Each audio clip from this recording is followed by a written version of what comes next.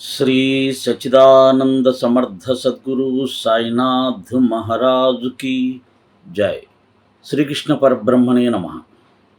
భక్త మహర్షులారా, గీతా మహత్యాన్ని తెలుసుకుంటూ ఉన్నాం. గీతా మహత్యాన్ని స్వామి వివేకానంద దగ్గర నుంచి లోకమాన్య బాలగంగాధర్ తిలక్, మదన్మోహన్ మాలవ్య, ఇంకా మహాభారతం, ఇంకా అనేక మంది గొప్ప గొప్ప మహానుభావులు వెలిపించిన అభిప్రాయం తెలుసుకున్నాం. గీతా మహాత్యం సంపూర్ణమైంది. ఇక ఈరోజు కృతజ్ఞత అనే విషయాన్ని తెలియచేస్తూ ఉన్నారు.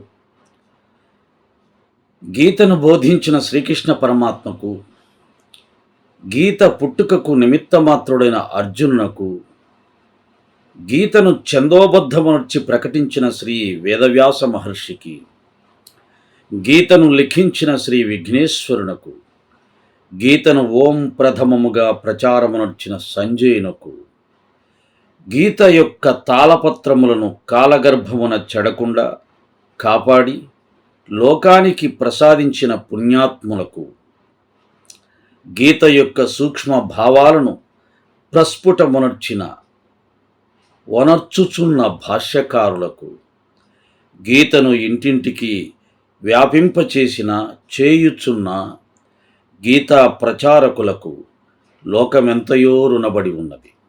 గీతను శ్రద్ధాభక్తులతో పఠించి అందలి భావములను చక్కగా అనుష్ఠించుట ద్వారా మాత్రమే వారి రుణములను మనం తీర్చుకోగలం. పైవారందరికీ కృతజ్ఞత తెలియచేస్తూ చివరగా ఏం చెప్తున్నారంటే, గీతను విన్నటువంటి మనం అందులో ఉన్నటువంటి భావాలను చక్కగా ఆకలింపు చేసుకొని, అర్థం చేసుకొని ఆచరించే ప్రయత్నం చేయడమే వారికి నిజమైన కృతజ్ఞత కాగలదు అని చెప్తున్నాడు. దురదృష్టం ఏంటంటే, గీతను వినడమే 1% ఉంటుందేమో డౌట్. ఆ విన్నవారిలో విన్న వాటిని గుర్తుపెట్టుకోవాలనే శ్రద్ధాభక్తులు ఎంతమందికి ఉంటుందో తెలియదు.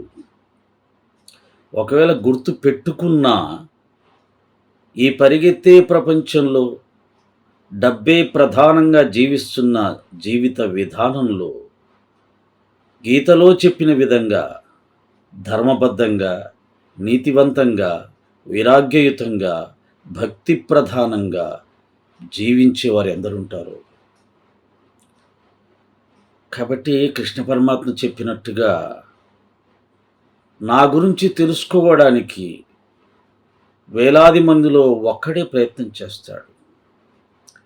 అలా ప్రయత్నించిన వారిలో కూడా ఒకానొక్కడు మాత్రమే నా యథార్థ తత్వాన్ని గ్రహించగలుగుతాడు అన్నాడు. అంటే ఆ రోజే చెప్పాడు. కారణం, ఆయన మాయ అంత శక్తివంతమైంది, అంత ఆకర్షవంతమైంది. అందుకనే ప్రపంచమంతా ఆయన ప్రవేశపెట్టిన ఆ ఇంద్రియ సుఖాల వైపు, భోగాల వైపు పరిగెడుతుంది. ఇదంతా ఆలోచించినప్పుడు అనిపిస్తుంది, ఎందుకు నీ మాయను ప్రవేశపెట్టావు? ఎందుకు మమ్మల్ని అందరినీ దాని వెనకాల పరిగెత్తేలా చేశావు? మళ్ళీ వాటన్నిటిని వదిలేసి నా దగ్గరికి రండి. అలా అయితేనే మీకు నిజమైన శాశ్వతమైన సుఖం ఉంటుంది, శాంతి ఉంటుందని. ఎందుకు ఇదంతా అన్నప్పుడు అప్పుడు మహాత్మ చెప్పింది జ్ఞాపకం వస్తుంది. ఇదంతా జగన్నాటకం, ఆయనకొక లీల అనిపిస్తుంది. ఓం శ్రీ సాయిరామ్. శ్రీకృష్ణ పరబ్రహ్మణే నమః.